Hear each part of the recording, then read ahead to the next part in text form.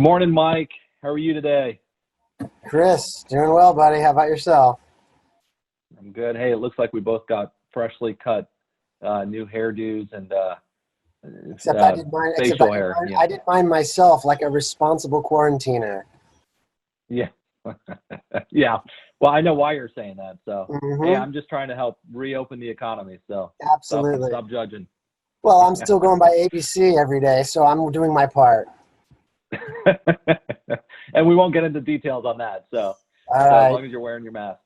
All Well, right. So, on this video, we wanted to just kind of talk about the market data that's out there. We're in May of 2020.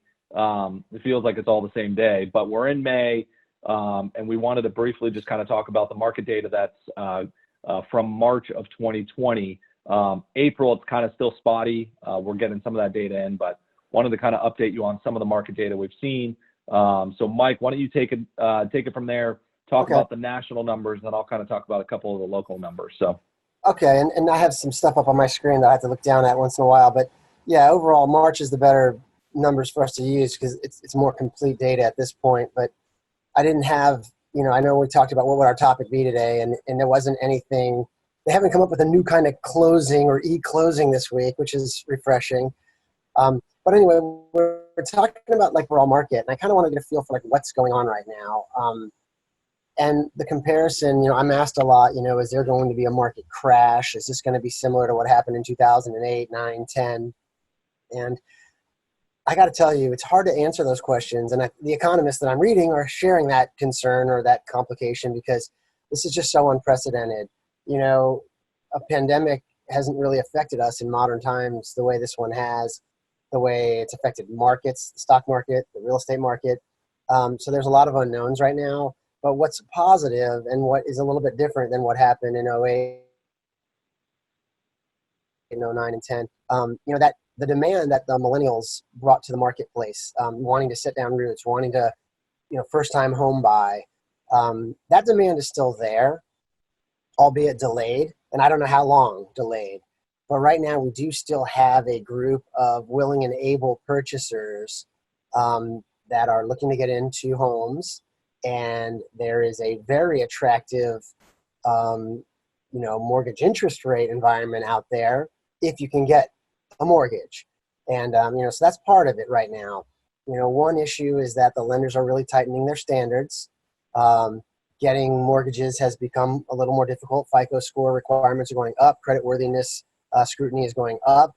But overall, if you can get into it, there are historically low interest rates. So, in a crash, a little bit of a different environment. A lot of times you'll see a lot of demand first-time home buyers, investors upgrading to second homes. And a lot of times it can happen in a rising interest rate environment and in a tight supply market. There's a lot of demand to get into the game. Let's see here. I'm looking down to compare to what we have going on right now. And in a crash, even home prices are going up, and so are interest rates, and people are continuing to buy until there's some kind of leveling, and they realize, it's not sustainable. And once buyers say they're not gonna buy anymore, inventory goes up, days on market goes up, and then prices start coming down and normalizing. And if the adjustment is dramatic, then that's a crash. If a market has been overinflated for a long time, like we saw in 08, and then suddenly people say that's it, the crash can be pretty significant. So that's not exactly how I think it's playing out currently, but this is where I want to get into some of these facts that I'm reading about, on the inventory. Okay, so housing starts for March were down 22.3% from February of 2020. So over a 1 month period. So that's where that's when the pandemic really hit in the U.S. was March, and everybody went on hold for a second, and we felt that pause, and the increase is actually up just 1.4% from a year ago, which is a lot lower than they had expected. So I guess that's telling us that the supply, isn't being built up rapidly right now to meet the demand because there was that pause in March where people weren't really asking for it. But they're out there, they're lingering. Building permits were down 6.8% from February and up 5% from March of 2019. Finished units, so homes you're ready to move into, were down 6.1% from February and down 9% from last year.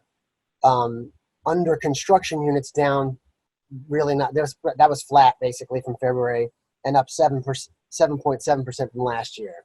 So it's not too much inventory on the market. That's for sure. Let's see. And just to confirm, I mean, this is all from a national platform that you're viewing. Yeah. I'm getting this from Yahoo News. I'm getting this from the Housing Wire. I'm getting, a lot of the periodicals I try to read daily, especially right now. I don't always do that, but I have been since the pandemic certainly started. And, it's good to try and stay on top of it right now. So, yeah. Well, go ahead. No. On your data, I mean, because I have data on the Hillsborough County specific, Pinellas, and Pasco. So do you want to finish any additional facts that you have on your end? Yeah, the millennial demand remains, and it's just delayed, I think, a couple of months. So I think at some point when people become comfortable again with physically house hunting, going into people's homes, or sellers showing their homes, having strangers in their homes, I think this is going to catch back up. What's going to happen with pricing? I don't know. Apparently we're down, let's see. Zillow expects a decline of more than 2 or 3% in 2020. Okay, that's not bad. But the interesting thing is when you compare that against the data pre-pandemic, which said we were going to be up around 3.5% for the year. So the overall swing is a good 5 or 6%, which matters when you're talking about home equity.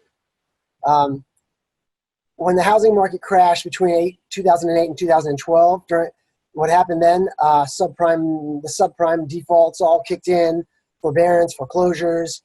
That sent house prices down 30%. So that was truly a major decline, bigger than what we've seen. So that's it more on a national level, Chris. Okay.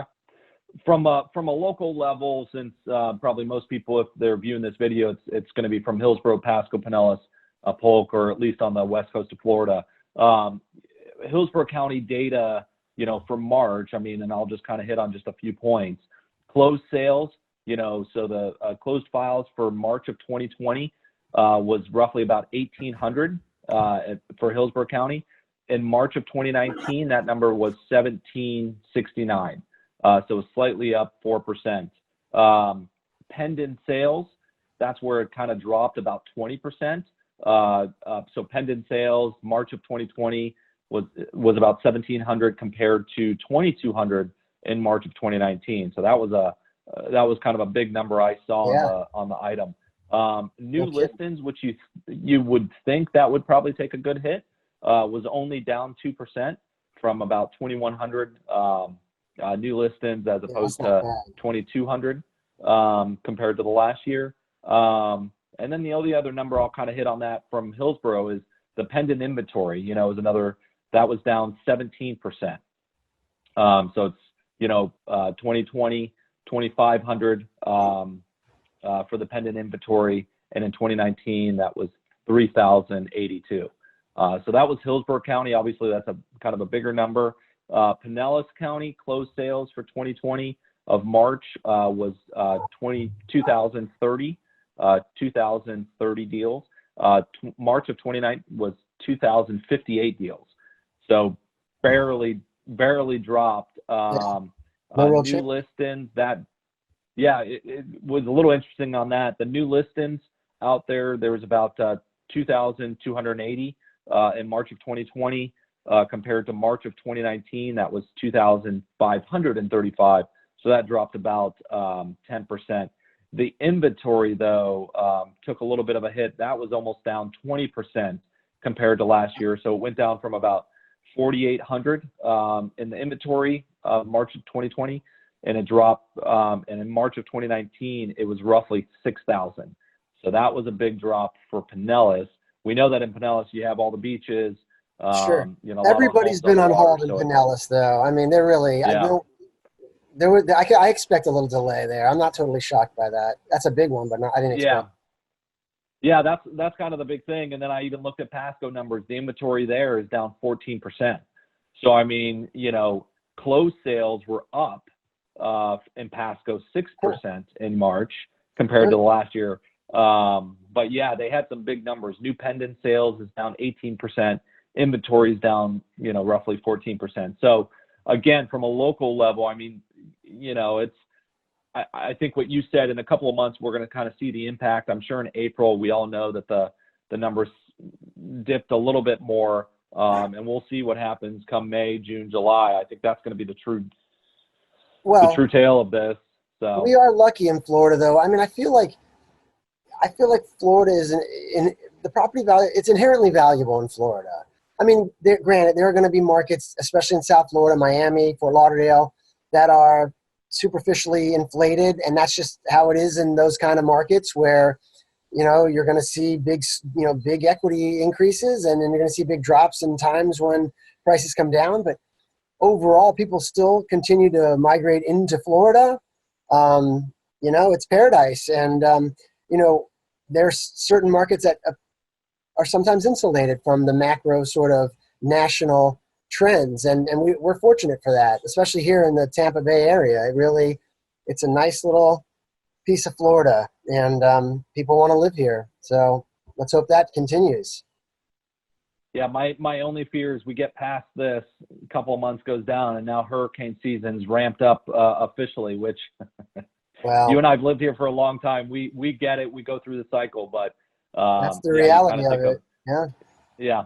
But wait, there's more. And here comes hurricane, whatever the name is. So yeah, well, let's hope the pandemic is over before that all begins.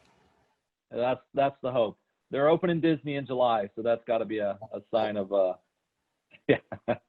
So awesome. Well, anything else, Mike, from you on the market? No, market that's data? all good. You have a good day, Chris. All right, thanks, Mike. You too. Anytime, buddy.